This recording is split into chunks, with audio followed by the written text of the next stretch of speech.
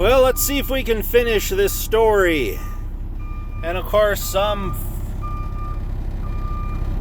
fucking gotta have, boy, that must be make you real popular at a truck stop in the middle of the night, you freaking pot liquor. Now be safe. Be safe, buddy. Are you done now, buddy? Okay. From where we left off. A cold morning, light snow slanting down. He unlocked the Cadillac, started it, and curved into the vein of traffic, all semis, double and triple trailers. In the headlights' red glare, he missed the westbound ramp and got into torn-up, muddy streets.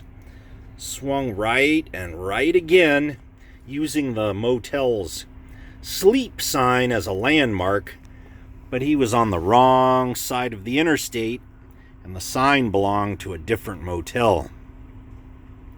Another mud-holed lane took him into a traffic circle of commuters, sucking coffee from insulated cups, pastries sliding on dashboards.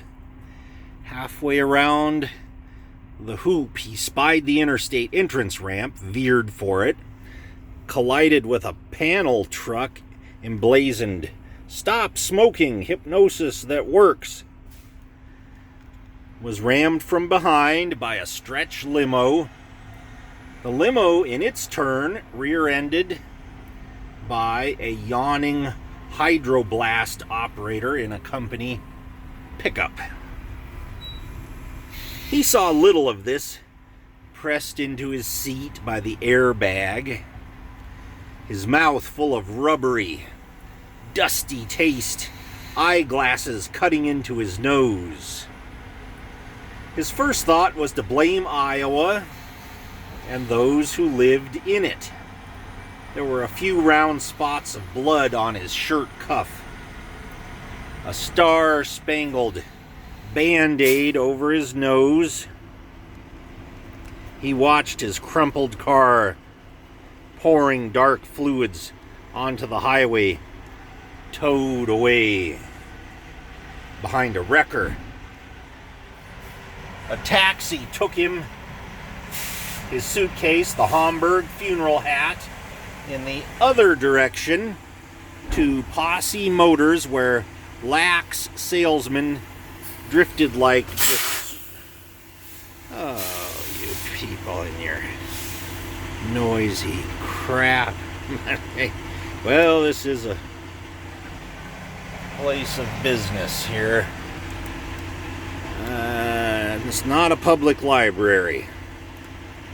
Disorbited Satellites, where he bought a second-hand Cadillac, black like the wreck, but 3 years older, and the upholstery not cream leather but sun-faded velour.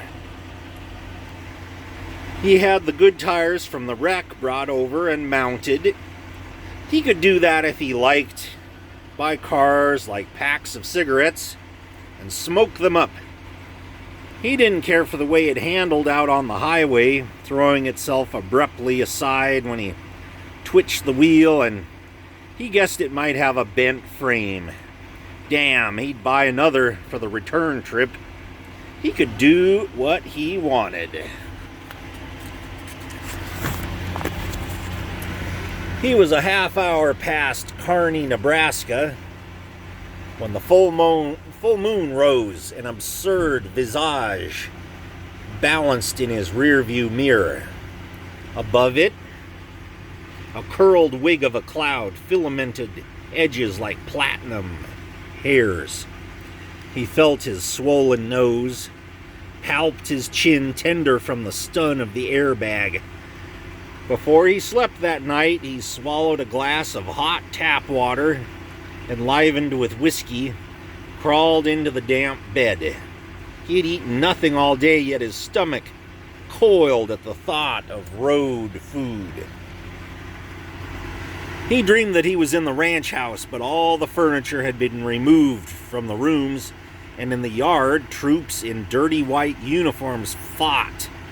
The concussive reports of huge guns were breaking the window glass and forcing the floorboards apart, so that he had to walk on the joists, and below the disintegrating floors he saw galvanized tubs filled with dark, coagulated fluid. On Saturday morning, with 400 miles in front of him, he swallowed a few bites of scorched eggs, potatoes painted with canned salsa verde, a cup of yellow coffee, left no tip, got on the road. The food was not what he wanted. His breakfast habit was 2 glasses of mineral water, 6 cloves of garlic, a pear. The sky to the west hulked sullen. Behind him, smears of tinselly orange shot through with blinding streaks.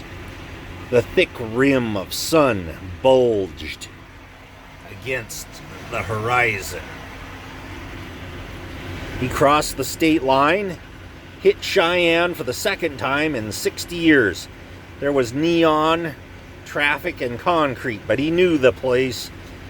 A railroad town that had been up and down. That other time he had been painfully hungry, had gone into the restaurant in the Union Pacific Station, although he was not used to restaurants, and ordered a steak. But when the woman brought it and he cut into the meat, the blood spread across the white plate, and he couldn't help it. He saw the beast, mouth agape in mute bawling, saw the comic aspects of his revulsion as well.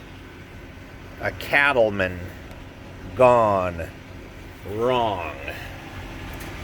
Now he parked in front of a phone booth, locked the car, although he stood only 7 feet away, and telephoned the number Tick's wife had given him. The ruined car had a phone. Her voice roared out of the mouthpiece.